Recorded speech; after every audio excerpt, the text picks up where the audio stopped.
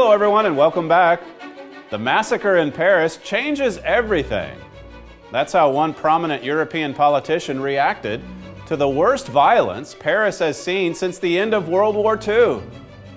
Now the question is, how will Europe respond? That's what everyone was asking after the coordinated attacks on Paris, November the 13th. The French president called the assault an act of war, brought on by an army of terrorists. He called on the EU member states to join France in the fight against ISIS. Other leaders in Europe immediately connected the Paris attack to the ongoing refugee crisis, calling for strict border control and tougher immigration policies. The attack on Paris 2 weeks ago changed Europe, and dramatically so. On today's program, we're going to show you what your Bible says about Europe's future.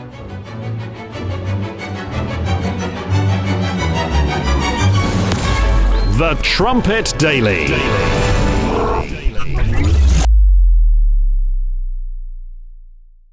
November is not January.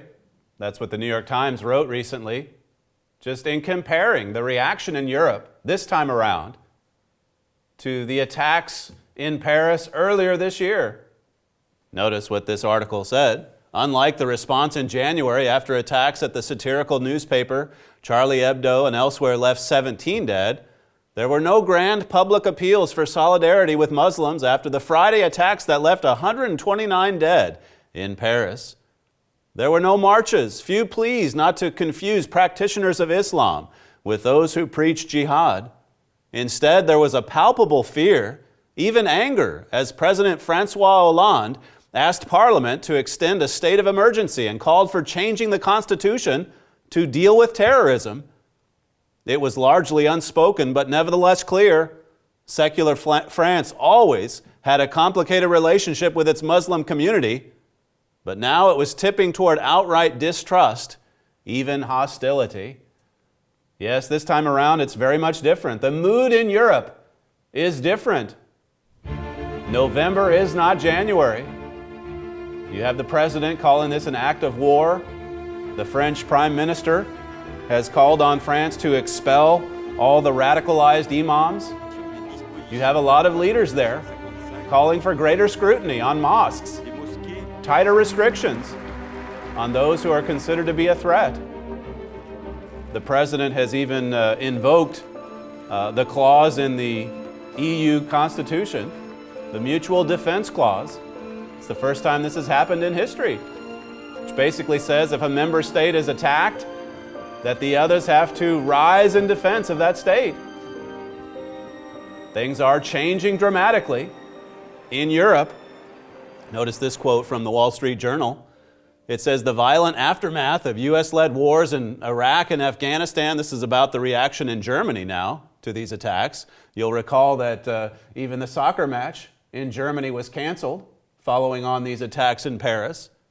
But it says, coupled with the long shadow of World War II, has made military deployments unpalatable to most Germans, both in the general public and in Berlin's political and think tank circles.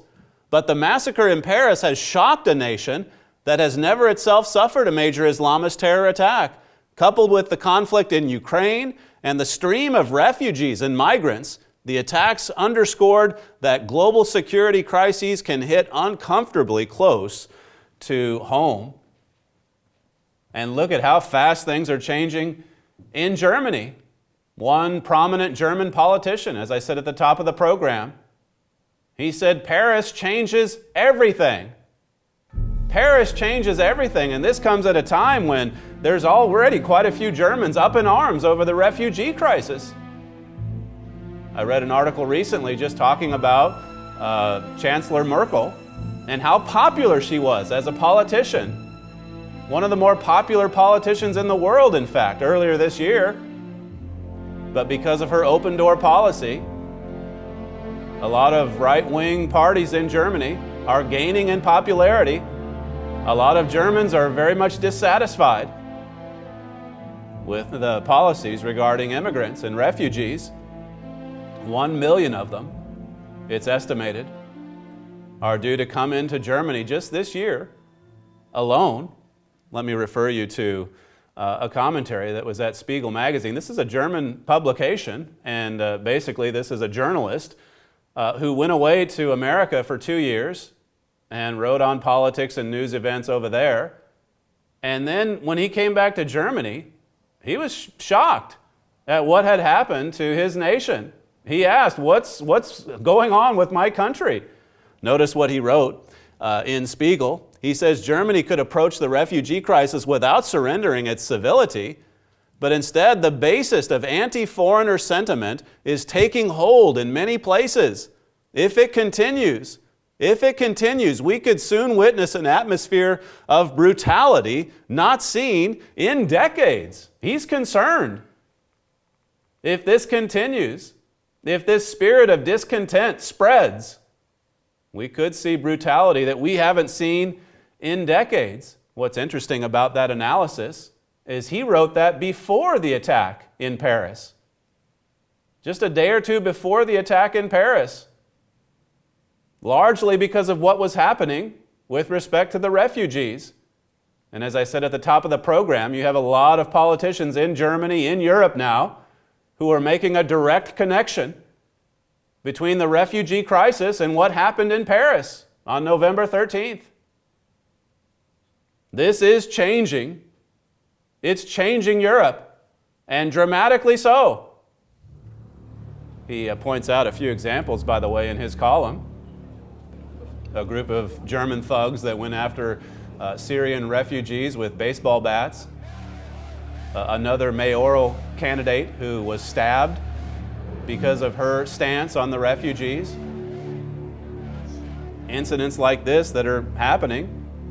One prominent right-wing leader who's calling for Germans to take up arms, or at least the border security to take up arms to protect the borders of Germany. Some pretty dramatic changes.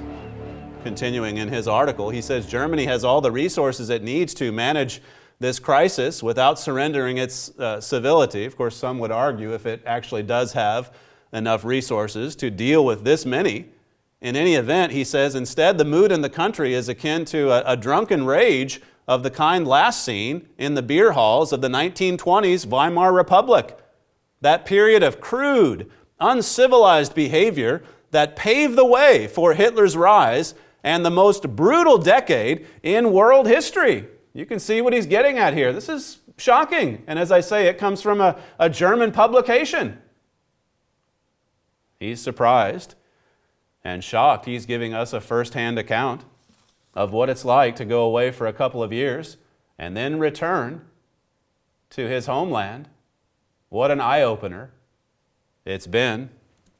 It says here, the Federal Republic of Germany established a functioning democracy in the decades that after Hitler, and its people had good reasons to be proud of the country's political culture. But no one should take it as a certainty that this achievement is safe forever. I mean, we can't just be certain that this democracy experiment will continue. We've got to hold to these ideals that were established after World War II. Otherwise, we could return to a dark period of our history. That's what he's saying. That's what he's talking about. Just look at the crises that are coming down on all of the nations in the Union, and especially France, and now Germany too, with the refugees, France with the attack. Going back earlier in the year, you had the Greek financial crisis, the ongoing refugee crisis, and now this major terrorist attack to which Europe has responded in a much different manner than it did to the attack earlier in the year. We're witnessing a dramatic transformation. It's happening in Europe right now. Notice what another article had to say. This is from the Telegraph, November 14. It says, with Paris now enduring this second major terror bloodbath in under a year, questions are now being asked about how much longer both Europe's open border system and vision of a tolerant, multicultural society can survive. How much longer can this continue?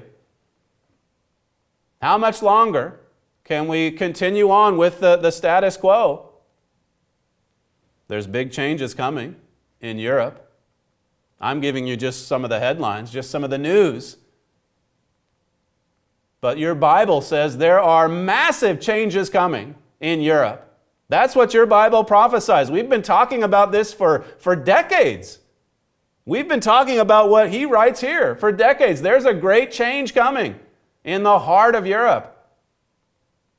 There are big changes ahead. We write a fair bit about it in this latest issue of the Trumpet magazine. Has Germany's strongman finally arrived?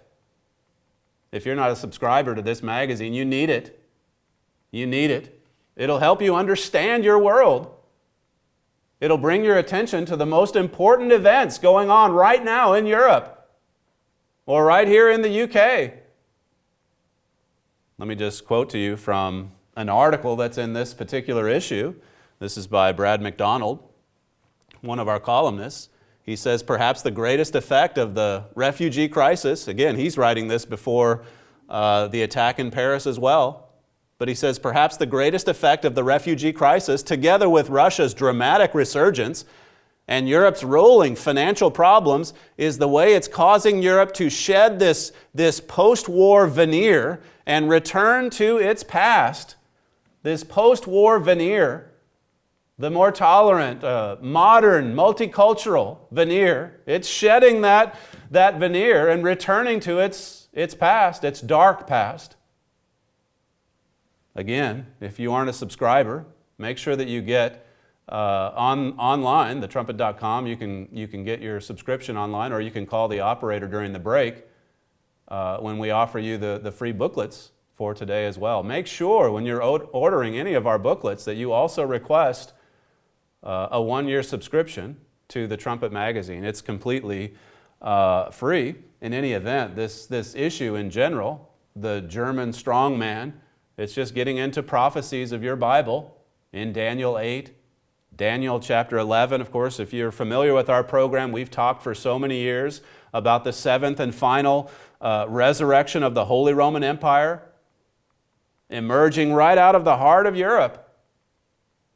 It's so important that you become familiar with what the Bible prophesies.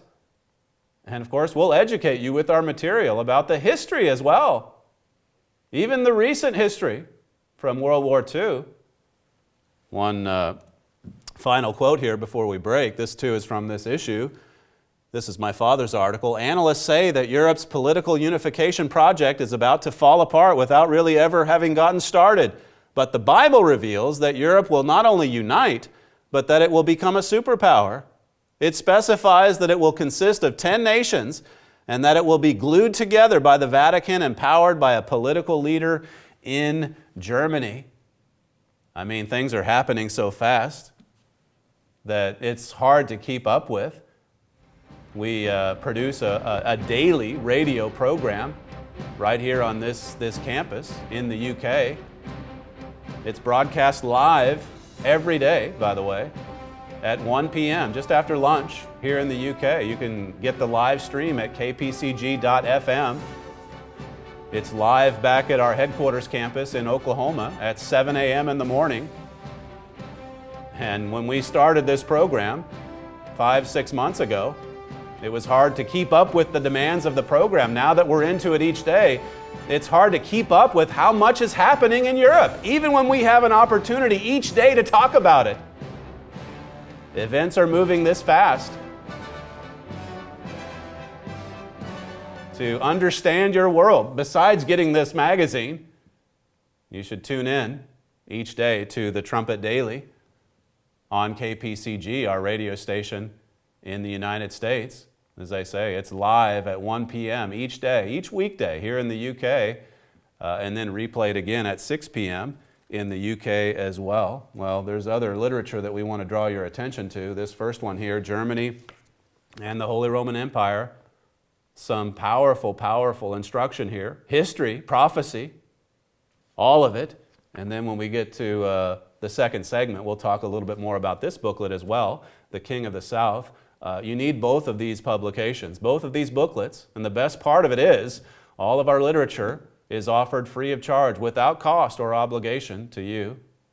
So jot down the information and call our operators today. We'll be right back. Herbert W. Armstrong long forecast the arrival of a military superpower in Europe.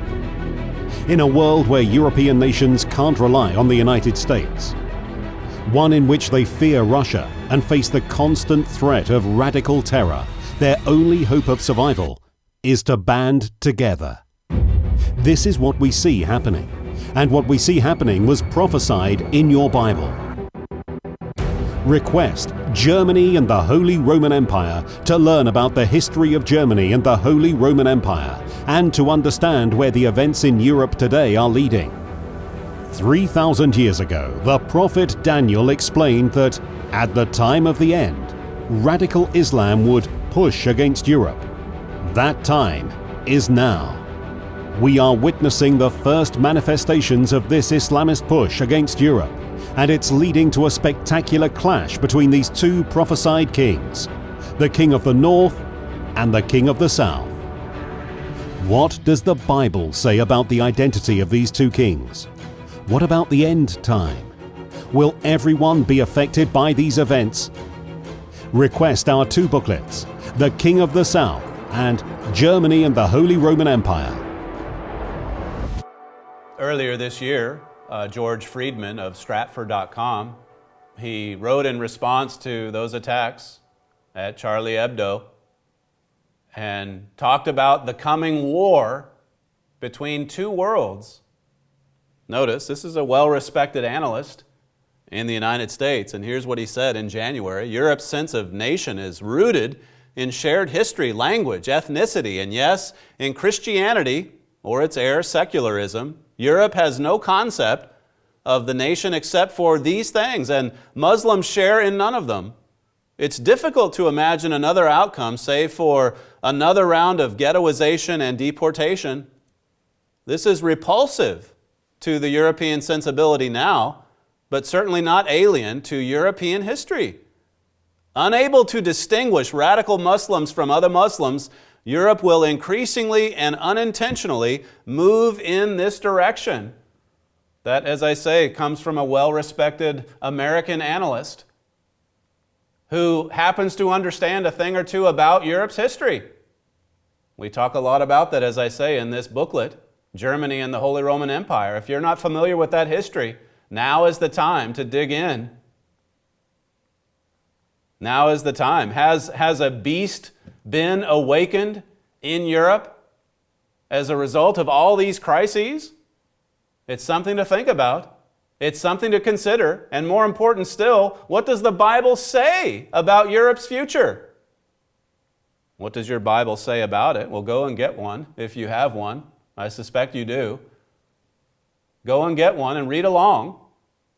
Read along in Daniel 11. We'll begin our study here with what little time we have left, and we'll just roll through a few scriptures about what God says about the future of Europe and the future of the King of the South down in the Middle Eastern area.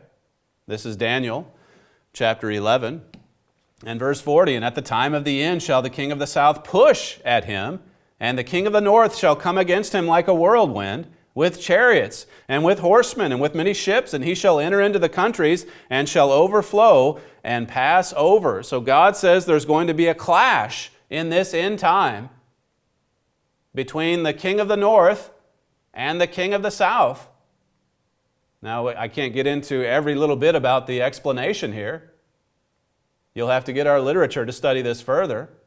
But the King of the North is talking about the European beast power, the seventh and final resurrection of the Holy Roman Empire. And the King of the South is the Iranian-led radical Islamic movement. Your Bible says there's going to be one final clash between these two. And historically, of course, we've seen that play out over and again through the period of the Crusades. Let me read to you what my father wrote. This is in the King of the South booklet, by the way. Originally, it was an article in 2004. But he said here, just 20 years ago, and again, he's writing this 10 years ago, and 20 years before that, he says 20 years ago, nobody could have even imagined two world powers coming out of the Middle East and Europe. But God knew exactly what would happen. Nobody but God could have inspired these prophecies. Everybody can see these two great powers today. Everyone can see it now. Well, be sure Europe is fractious and divided in many ways, but there's power in Europe. There's power in Europe. And there's power behind this radical Islamist movement as well. Your Bible says that these two powers are going to clash. Verse 41, he shall enter also into the glorious land, and many countries shall be overthrown. This is the Christian-led or German-led movement from Europe entering into the Holy Land. If you know anything about current events right now, a lot of Christians are being purged out of that region. A lot of Christians are being massacred. And your Bible says that Christians are going to be returning to that region, led by the Vatican and this European Union of 10 kings. That's talked about in Revelation 17, the 10 toes also from Daniel chapter 2. Carrying on, just to read verse 42, and he shall stretch forth his hand also upon the countries, and the land of Egypt shall not escape, but he shall have power over the treasures of gold and of silver, and over all the precious things of Egypt, and the Libyans and the Ethiopians shall be at his steps. So there's going to be quite a few other Muslim countries that fall to this European power. There's a clash. And this clash is brought on by the pushing coming from that king of the south, the constant push. The constant push. Do you see that movement pushing Europe? Well, of course. We saw it just recently. And God says Europe will respond. Never mind those articles that are out there talking about the death of Europe. That's not going to happen. Your Bible says Europe will respond, and powerfully so. Coming against that king of the south like a whirlwind with ships, horses, and so on, using the Bible's terminology. And then verse 44, it says, tidings out of the east and out of the north shall trouble him. Therefore he shall go forth with great fury to destroy and utterly to make away many. Now this takes us into the direction of other regions, other prophecies. We don't have time to cover all of this. But it's exactly what Jesus talked about in Matthew 24, a time of great tribulation, a time of great tribulation that involves all the nations of the earth, all the nations, these three main power blocks primarily, the empire rising in Europe, the kings of the east, that would include Russia and China and other nations, and then of course the king of the south, radical Islam. They're in the heart of the Middle East. Well, as you move forward into the next chapter, there is good news.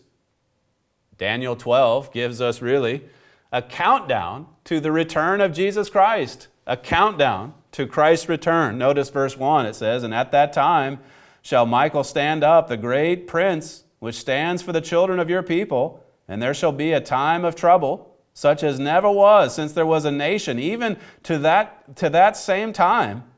And at that time your people shall be delivered, everyone that shall be found written in the book. Here is that time of great tribulation, like what Jesus talks about in Matthew 24. Verse 2 says, and many of them that sleep in the dust of the earth shall awake, some to everlasting life, and some to shame and everlasting contempt. This is talking about the second coming of Jesus Christ. Those who awake to everlasting life, the first fruits, the bride of Christ, joining together with Christ as God establishes His family government on this earth. And then verse 3, it says, and they that be wise shall shine as the brightness of the firmament, and they that turn many to righteousness as the stars forever and ever. That's God's work today, getting this message out there, turning people to righteousness, turning people to the truth. Even as we see this world falling apart, look at all the terrorist acts just in this year alone. Look at this world that we live in today. Look at the violence. Look at the hatred. Look at the division. This is not God's world, as we've said so many times, but God's world is coming. It certainly is. Verse 4 says, "But you, O Daniel, shut up the words and seal the book, even to the time of the end. Many shall run to and fro, and knowledge shall be increased." It's for the end time, these truths, these prophecies. It's for the days we're living in right now.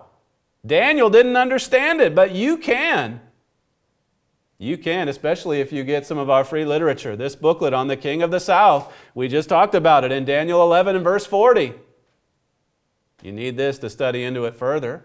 And this booklet is essentially about the King of the North, Germany and the Holy Roman Empire. It's all that you need to know to understand these powerful prophecies of God in Daniel 11 and 12. Stay tuned and get the information you need to get the free literature. And as always, thank you for joining us today. We'll see you next time.